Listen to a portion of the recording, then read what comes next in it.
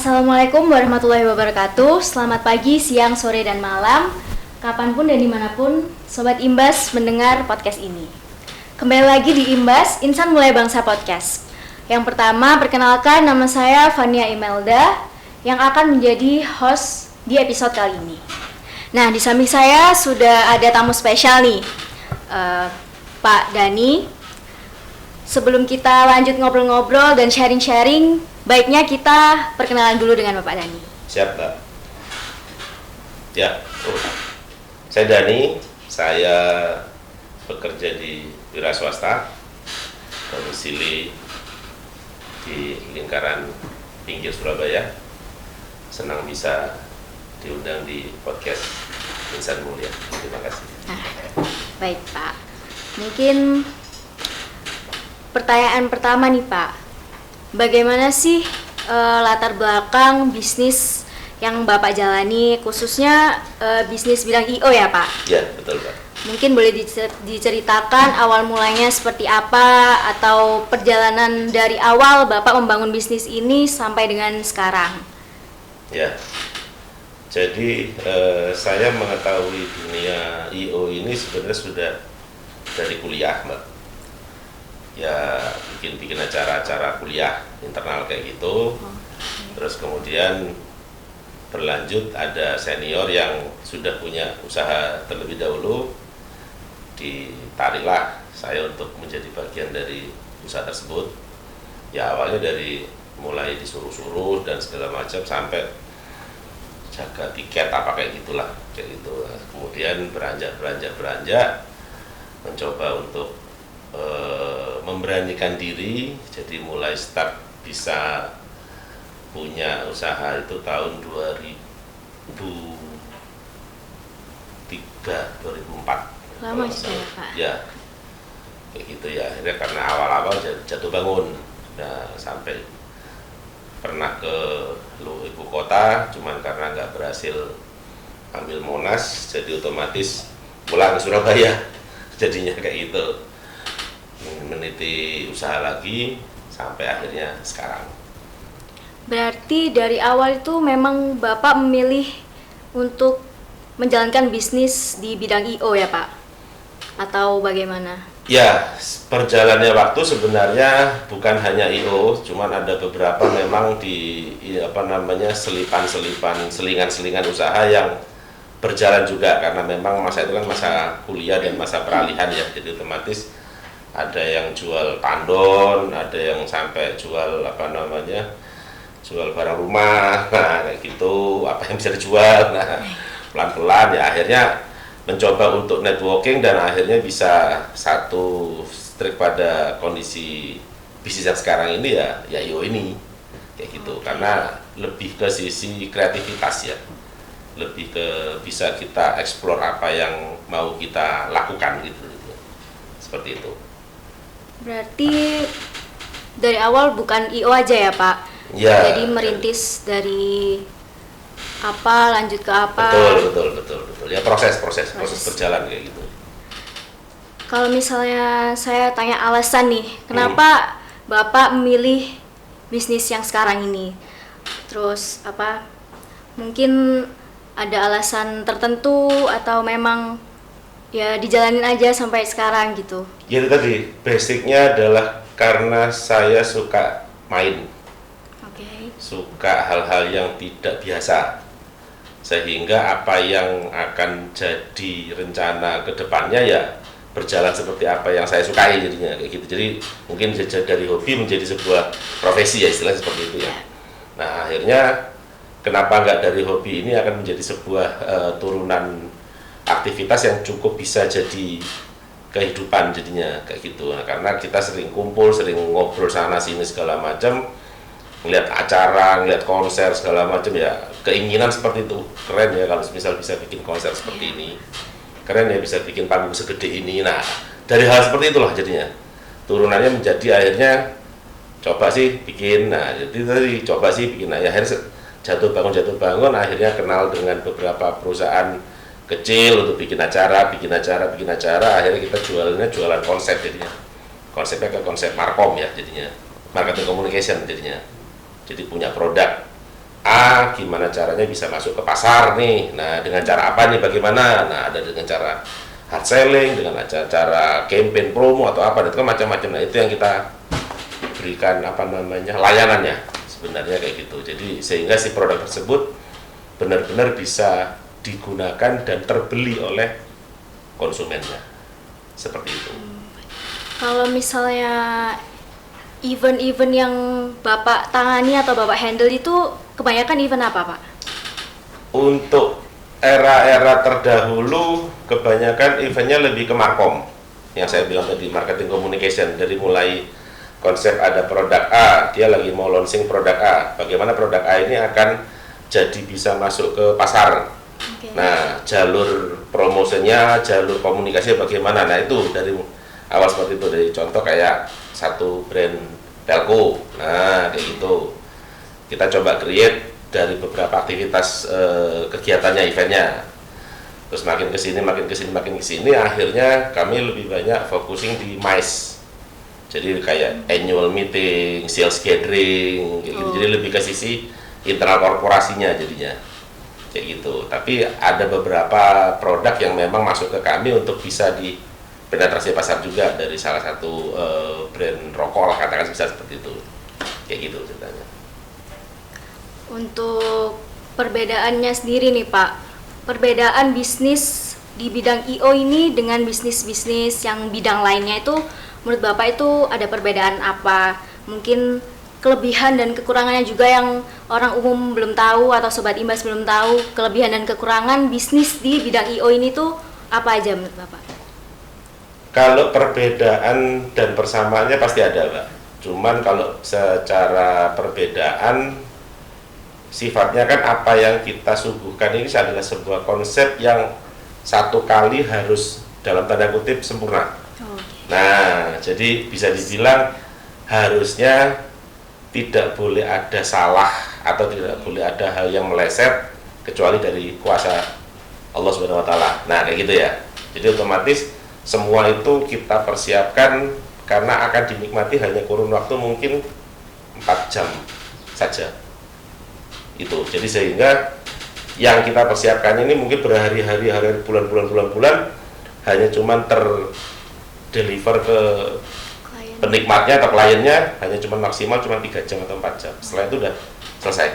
Nah, itu kan juga butuh proses. Nah, mungkin kalau perbedaan dengan usaha yang lainnya, ada yang harus rutin tiap hari. Nah, ini kan kami bedanya yaitu persiapannya panjang tapi cuman hanya tergunakannya cuman hanya ya sudah, ini bagus, ini jelek, itu aja jadinya ke arah sana. Waktunya singkat. Waktunya singkat. Nah, tadi kan Pak Dhani bilang kalau misalnya udah menjalani beberapa bisnis sebelum akhirnya ada di bisnis yang sekarang ini, bisnis itu.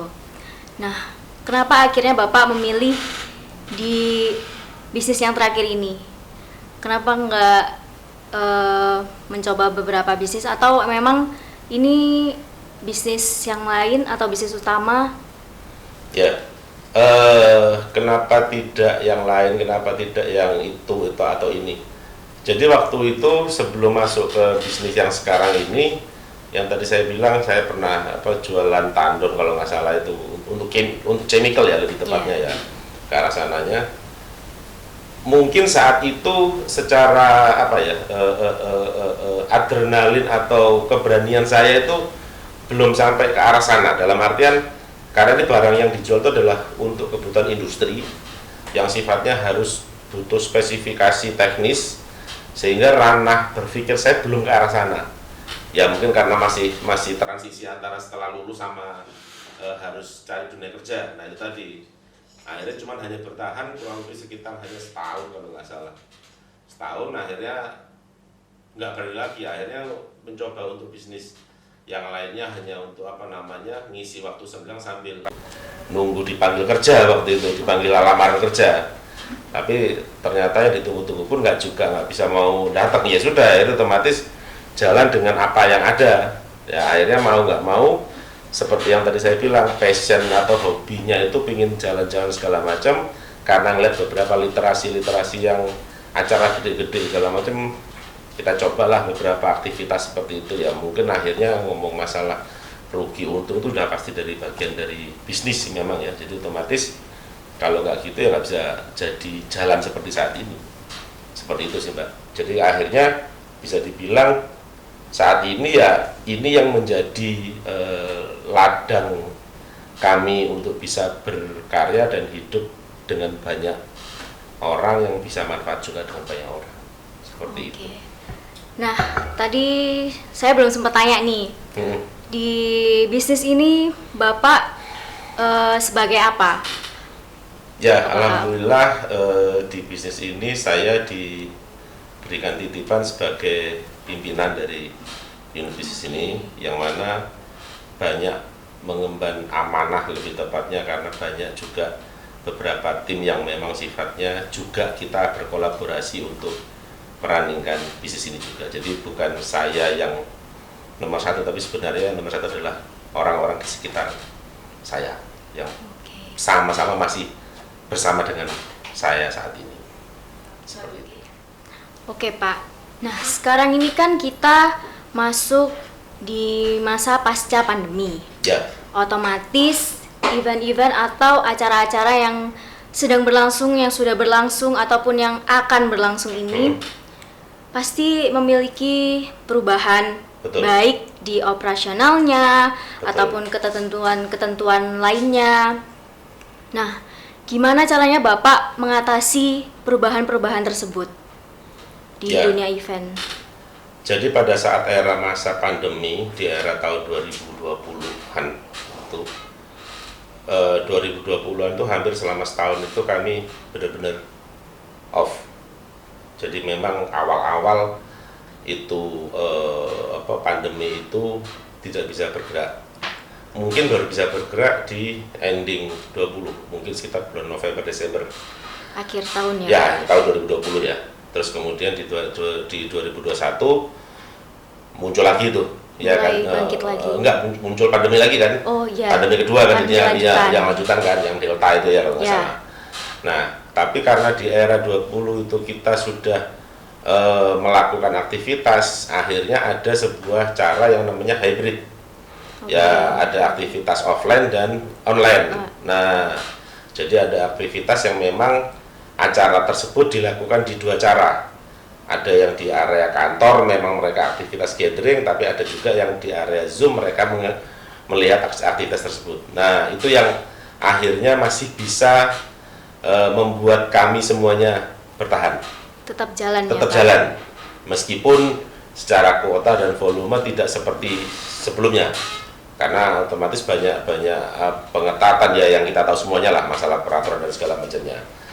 Lambat laun akhirnya sampai 2021 itu selesai, barulah di 2022 ini kemarin itu sudah insya Allah sudah hampir normal, meskipun secara secara kadarnya mungkin masih 70%, karena kan para perusahaan ini kan juga masih melihat regulasi pemerintah selama 2022 tadi itu mau masih ada bagaimana, nah itu yang masih melihat. Nah harapannya sih di 2023 ini yang bisa dibilang di 2022 sudah tidak terjadi apa-apa. Nah di 2023 inilah yang akan jadi benar-benar momentum bisa untuk aktif ya, kembali. Kayak gitu sih Mbak. Okay. Jadi kalau memang diomong secara kebertahanan ya kemarin ujiannya yang selama 2 tahun itu kemarin itu yang sehingga kami sendiri yang mencoba untuk brainstorming aktivitas acara apa dan cara bagaimana untuk bisa deliver, karena dari sisi perusahaan juga butuh ini gimana nih caranya untuk bisa komunikasi dengan timku, karena agenda perusahaan mereka sudah ada semuanya. Nah gimana caranya penetrasi pasarku ini, nah hal-hal itu yang memang mereka juga butuhkan sebenarnya. Dengan cara apa ini bagaimana, nah itu yang kita coba masukkan beberapa usulan konsep-konsep acara yang sifatnya mereka oke, dengan cara seperti ini bisa Pak gini-gini. Nah itu yang jadi semacam kayak memberikan satu manfaat dari mereka bagaimana, dari kita bagaimana, seperti itu sih Mbak. Nah bagaimana nih perjalanan atau mekanisme perusahaan Bapak pada saat sebelum pandemi dan pasca pandemi ini? Mungkin bisa dijelaskan secara detailnya bagaimana? Ya, kondisi pandemi ini mengajarkan kita untuk kebersamaan. Itu sih Pak. Jadi sebenarnya akan terlihat hukum alamnya terjadi. Mana yang akan bersama dengan kita di kala susah, mana yang akan bersama dengan kita bersama senang. Di kemarin itulah kami merasakan.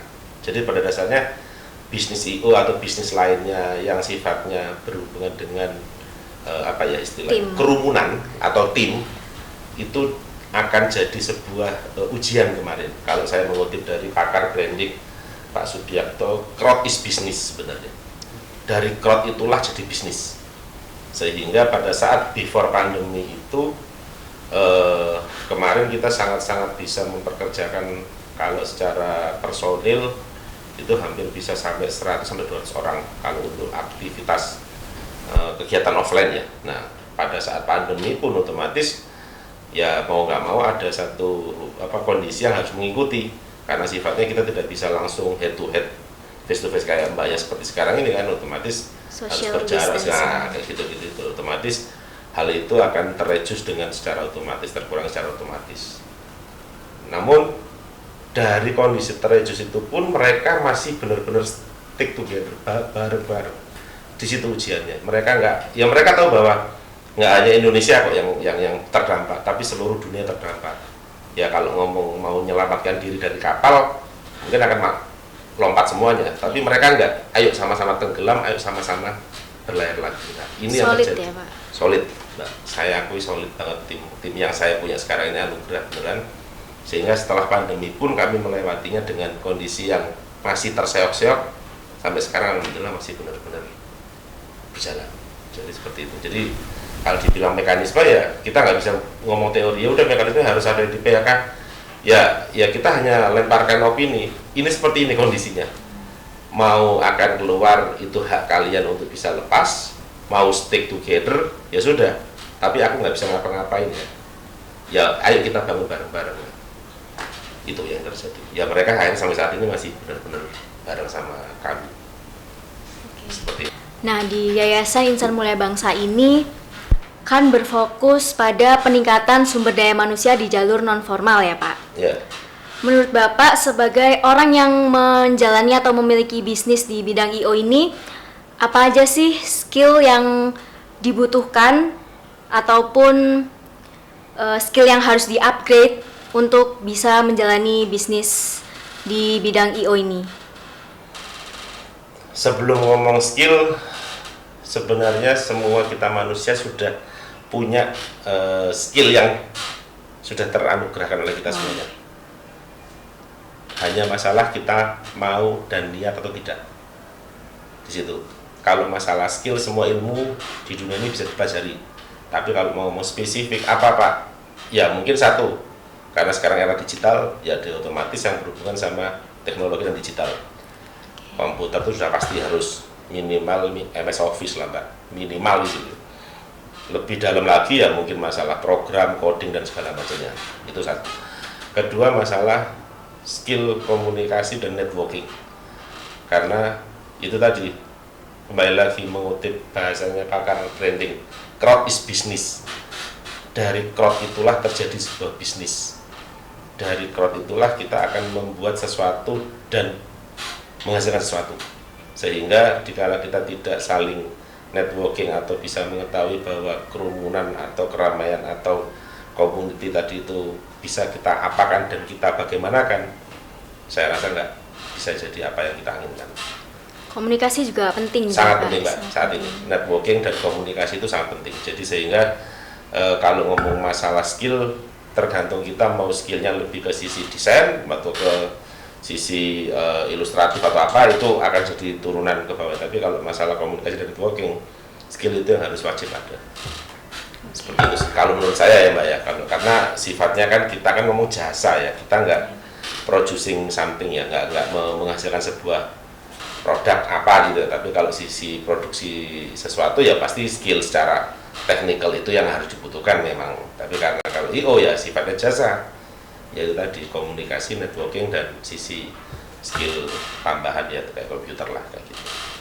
Mungkin Bapak ada closing statement untuk Sobat Imbas ataupun pesan-pesan yang ingin disampaikan kepada Sobat Imbas yang mendengarkan podcast ini, apa nih Pak? Ada pesan-pesan? Pesan-pesan. Ya, untuk teman-teman semuanya, sebisa mungkin dengan era yang cukup bahasa orang para ahli disruptif, sehingga itu akan terjadi banyak perubahan yang cepat. Berusahalah untuk bisa menyesuaikan dari perubahan tersebut dan berkenalanlah dengan banyak orang untuk bisa menghasilkan apa yang kamu inginkan. Networking penting. Networking seperti itu, Mbak. Jangan mager. Ya. Jangan mager. Oke.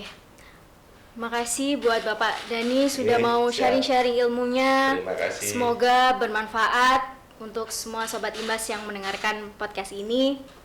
Dan mungkin Bapak ada sosial media yang mau dicantumkan? Sosial media, enggak usah. Ya, kalau sosial media pribadi ada @dhanirisd, DANYRISD. Oke, nanti kita cantumkan di silakan. description. Makasih sekali lagi atas waktunya, Pak. Terima kasih banyak. Jangan lupa Sobat Imbas buat subscribe YouTube channelnya Yayasan Insan Mulia Bangsa dan follow Instagramnya juga, dan kalian juga bisa dengerin podcast ini di Spotify. Sampai jumpa di Imbas episode selanjutnya. Wassalamualaikum warahmatullahi wabarakatuh. Waalaikumsalam warahmatullahi wabarakatuh.